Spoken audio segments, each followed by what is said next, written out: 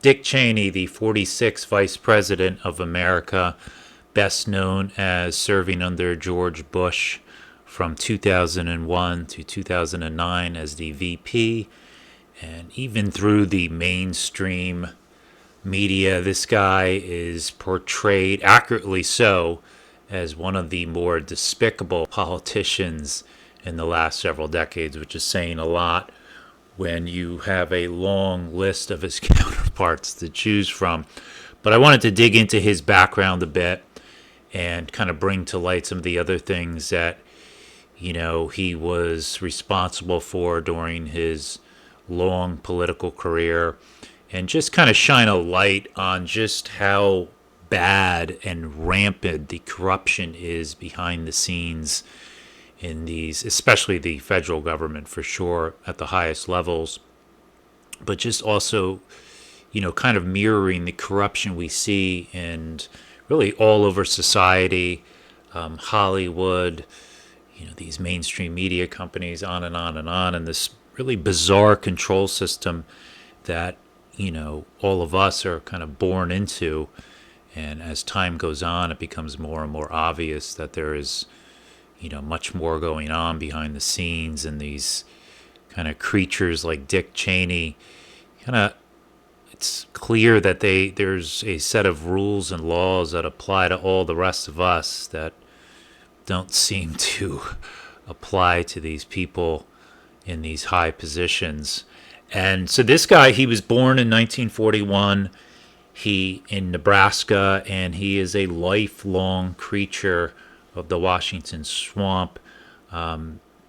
Before he was the VP in 2001, he served actually in several different White House cabinets. He was the White House Chief of Staff for President Gerald Ford in the 70s. He was also the Secretary of Defense under George H.W. Bush in the late 80s and early 90s. And in between these stints of serving in the White House, he was also twice a managing director of the board for the Council of Foreign Relations, which is one of these kind of global organizations like Bilderberg and Davos, and where these demons get together once a year in their eyes wide shut parties and all these other shenanigans as they plot the further tightening of humanity and of vice. And so he then, in 2001, the same day that he signed down from the CEO of Halliburton, he decided to take up George W. Bush's option as the VP.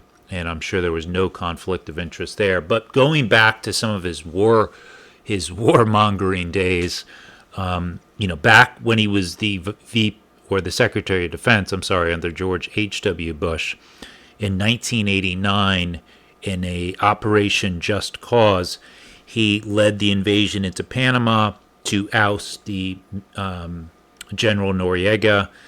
And basically, it was one of those similar tactics that we see in a lot of these countries that, we bring some of that good old democracy to, but they basically use the CIA, these black ops, to create an opposition group in these countries. And, they have unlimited resources, so money, pump in most state-of-the-art military to then create, destabilization in the country, which over time will potentially plummet the country into a civil war.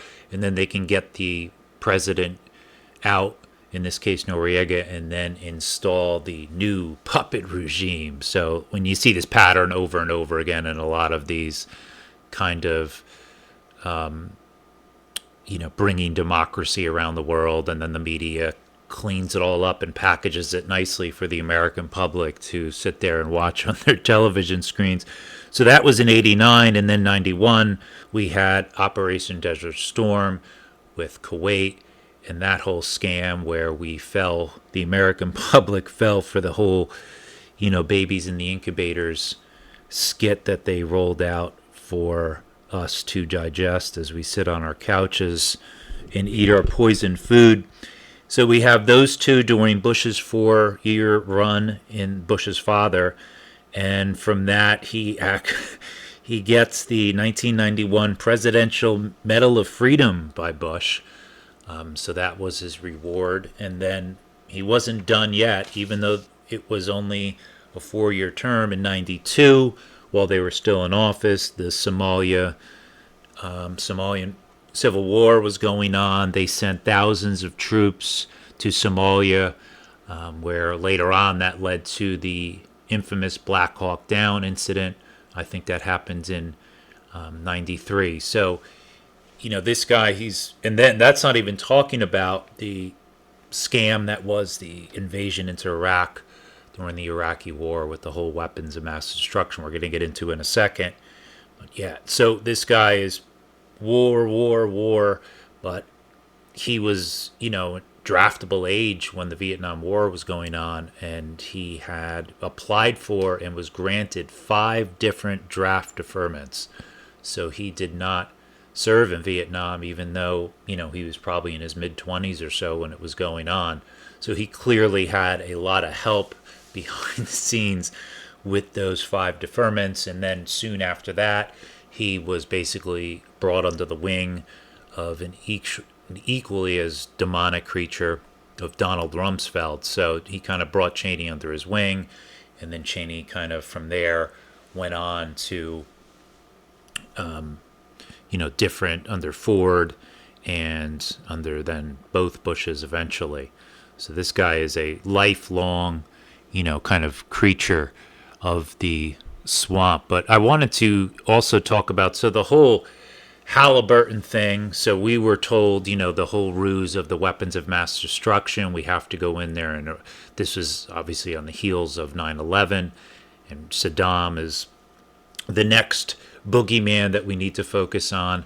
And, who knows what was really going on there in Iraq, why they really went in there. I know there's, I've heard different rumors that, Saddam had found something before the invasion, some sort of like, biblical tomb, and the first boots on the ground from the U.S. was at these Iraqi museums, and who knows what really happened. Some people have said it was the, tomb of Nimrod, and they were trying to reverse engineer it. Like I said, it's we what we do know, it was not any weapons of mass destruction, and so I wanted to take a look at that, kind of whistleblower story. And this came out during, after the invasion was going on. It came out that this Halliburton company, again, this same company that he stepped down on the same day he took the VP, and I'm sure there's, nothing to see there, but it goes on in this article talking about the whistleblower. What was the size of the contract? $7 billion, she replied.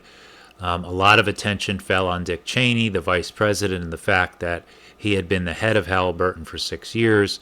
So the suspicion began to grow that perhaps Cheney was steering government contracts to Halliburton. Well, he was, to the tune of, $7 billion. So, him and his rich friends, not only invade this country, put millions of normal Iraqi citizens, completely wreck their lives, all for, this ruse of these weapons that don't exist, and then they're going to come in and make billions of dollars. And nothing happens to these people. The Dick Cheneys of the world, nothing happens to him. Nothing happens to, he's not held accountable at all. There's no trials, there's no, investigations, nothing happens. And even to this day, he's still, he's, even as of 2015, just to show the, these people, they just do not care about the normal human being out there. It was the right thing to do then. I believe it. I believed it then, and I believe it now, Cheney said in an interview with Anderson Cooper. This was, 10 years ago, 9 years ago. So even after the fact, where they've admitted that they've lied, there's still, no contrition, no accountability, whatsoever. And he was actually, I was surprised, like when I was, kind of looking into him, that there was actually this international court, I think it was in Malaysia, that basically did, convict them of being war criminals. The whole gang here: Bush, Cheney, Rumsfeld. Says here at the end of the week-long hearing, the five-panel tribunal unanimously delivered guilty verdicts against Bush, Cheney, Rumsfeld, their key legal advisors, who were all convicted as war criminals for torture and cruel, inhumane, and degrading treatment. So they were, and it goes on here to say that the findings were sent to the UN, but nothing happens. Nobody's arrested. Nobody's even perp walked out. There's no further investigations. And, these guys, they obviously know that they have nothing to worry about. So they just, okay, yeah, we were convicted as war criminals. And this stuff is not, I didn't even know about this. So this happens, and the U.S. mainstream media, it's barely probably even mentioned at all. And it just kind of, yeah, they actually were war criminals. But, moving on to the next made-up story we're going to present to you. But it's really insane just how bad the corruption is behind the scenes. And these people have just been running amok for a long, long time. And I think most people can't even begin to grasp the level of debauchery that's going on behind the scenes here, and on all of our dimes as well. So the next thing I wanted to talk about was this strange kind of hunting accident that happens back in 2006 with the guy you see on the screen here, this lawyer who passed away a year ago, Harry Whittington. And this was, they were out on this during this quail hunt, and it says here, Whittington attracted global attention after he was sprayed with more than 200 pellets from Cheney's shotgun during a quail hunt on a private ranch in South Texas in February of 2006. Cheney was tracking a quail in flight when he inadvertently shot his friend with wounds to the face, neck, and torso. The 78-year-old later suffered a heart attack and a collapsed lung in the hospital. He was there for a week. And I saw some other news stories that some people had said Cheney was drunk, and when it happened, the kind of Secret Service whisked him away for hours, and then he didn't talk to the cops for like hours. Was he sobering up? Who knows? But the damage to Cheney's image was compounded by a delay in commenting on the shooting. 4 days passed. So this guy's a sitting VP. 4 days passed before he spoke publicly about the accident, citing it as one of the worst days in his life. Yeah, sure. And then this guy, Whittington, later said that Cheney never apologized, and he actually ended up apologizing for getting shot. My family and I are deeply sorry for all that Cheney and his family had to go through this past week. We send our blah, blah, blah. Yeah, so, again, what happens to Cheney here? Shoots a guy. Maybe he was shit-faced. Maybe he wasn't. 200 pellets to the head, to the chest. Guy's in the hospital for a week, and nothing happens. He makes some bullshit public statement, and that's it. And it's just a very strange story. And apparently they did know each other. This guy, Whittington, I guess, was kind of a big-time political kind of lawyer type of person in the state of Texas for a long time. So, yeah, I'm not really sure what went on there, but a very, very strange story. So the last thing I wanted to talk about here was another hunting story of Dick Cheney's, and that was in a book that I had read called Transformation of America by Kathy O'Brien and Mark Phillips. And this is I read this book, and I mean, if anybody really wants to get a real idea of just how dark and vile things behind the scenes are going on, and how this control system that we're under is, it will shock you to. Anyway, the lady who this book is about, Kathy O'Brien, was basically born into this multi-generational incestual family, and she was basically sold off by her father into this MK Ultra program It was like an offshoot of MK Ultra. It was MK, the Monarch program, and this was in the mid 60s, I think. So anyway, she's a child, and her father, you know, sells her off into this CIA Monarch program, and she talks about all of the abuse that she suffered in this program and the type of programming she went through as a child, and names very lots of politicians, household names, and one of them was Dick Cheney. And I just wanted to, read this part of this couple of paragraphs in this book here.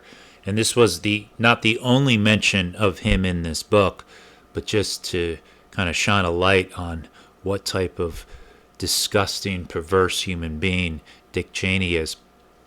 And it starts here. Dick Cheney, then White House Chief of Staff to President Ford, later Secretary of Defense to President George Bush, documented member of the Council of Foreign Relations, and presidential hopeful for 1996, was originally Wyoming's only congressman. Dick Cheney was the reason my family had traveled to Wyoming, where I endured yet another form of brutality. His version of, quote, a most dangerous game, end quote, or human hunting. It is my understanding now that a most dangerous game was devised to condition military personnel in survival and combat maneuvers. Yet it was used on me and other slaves known to me as a means of further conditioning the mind to the realization that there was, quote, no place to hide, as well as traumatize the victim for ensuing programming. It was my experience over the years that a most dangerous game had numerous variations on the primary theme of being stripped naked and turned loose in the wilderness while being hunted by men and dogs. In reality, all wilderness areas were enclosed in secure military fencing, whereby it was only a matter of time until I was caught, repeatedly abused, and tortured. Dick Cheney had an apparent addiction to the thrill of the sport. He appeared obsessed with playing a most dangerous game as a means of traumatizing mind control victims as well as to satisfy his own perverse sexual kinks. My introduction to the game occurred upon arrival at the hunting lodge near Gray Bull, Wyoming, and it physically and psychologically devastated me. I was sufficiently traumatized for Cheney's programming as I stood naked in his hunting lodge after being hunted down and caught. Cheney was talking as he paced around me. I could stuff you and mount you like a jackalope and call you a two-legged deer. Or I could stuff you with this. He unzipped his pants. Which do you prefer? Blood and sweat became mixed with the dirt on my body and slid like mud down my legs and shoulder. I throbbed with exhaustion and pain as I stood unable to think to answer such a question. He said, make up your mind. Unable to speak, I remained silent. You don't get a choice anyway. I make up your mind for you. That's why you're here. For me to make you mine, you lost your mind a long time ago. Now I'm going to give you one. Just like the Wizard of Oz gave Scarecrow a brain and Yellow Brick Road led you here to me. You've come such a long way for your brain, and I'll give you one. She then, that's the end of the section of the book there, and she then goes into, talks about how he sexually abused her in this hunting lodge. And it's some really dark stuff. And this was going on, according to Kathy O'Brien, in the early 70s. So think about that. It was going on in the early 70s, and then 40 years later, this guy is the two-time vice president of America. And it's just kind of mind-blowing to think the levels of corruption that we're living under here, and this type of stuff, that just that story alone has been going on for 40 years. And he's never investigated, he's never questioned, nothing ever happens. And then 40 years later, he is the second in command for the United States. It's just almost leaves you speechless, because it's the reality of this is, it's just insanity. But here is I wanted to just close here with this picture here of his family from way back in the day. And I just found this picture. They say a picture tells 1,000 words. And you can kind of see in a lot of these, people who are living this life of perversion, you get these kind of fake smiles, and then the smiles always stop before they get to the eyes. And then you kind of see this kind of darkness in their eyes, kind of looks scrambled.